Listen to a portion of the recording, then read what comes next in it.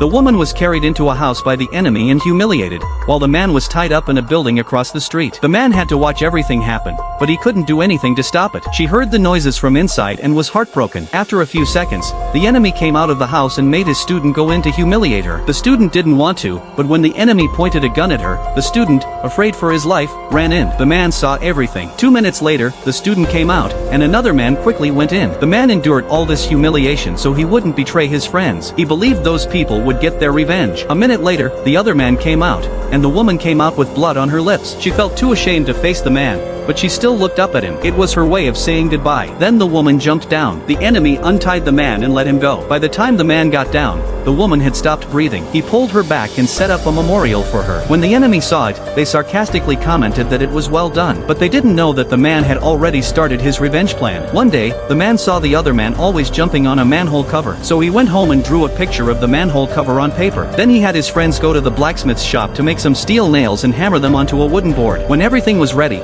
he put the board at the bottom of the manhole and covered it with the drawn manhole cover. The other man stepped on it and fell right in, getting killed by the steel nails. Then the man started his second plan. While he was carrying the woman's coffin, someone shot at him. He chased after the shooter, who ran upstairs and disappeared. But the man saw the window was open and realized the shooter was trying to distract him. He went up to the roof and started chasing him. The shooter knew he was in danger and kept running. Just as the man was about to catch him, he stepped on some slippery tiles and fell down. There was a vicious dog waiting below. The man was also shocked. When the enemy saw this, the man had been bitten to death by the dog. Their hatred for the man grew even stronger, knowing it was his plan, but they couldn't find any evidence. Then the man started his third plan. One night, as soon as he went out, the student followed him, just as the man had expected. He deliberately led the student to a bridge where he had hung a banner. The student, seeing it, quickly called the enemy, who rushed over. At that moment, the man started running. He went to the place where the woman had jumped off the building. His friends had already replaced the wall there with foam and had a woman waiting. When the student arrived, he was scared and took out his gun. But when he got upstairs, he realized something was wrong and was startled by the woman hiding behind the door. He fell and killed himself, so the man successfully killed him. The enemy had no evidence and couldn't do anything to the man. They could only follow him to see what he would do next, but the man's next target was them.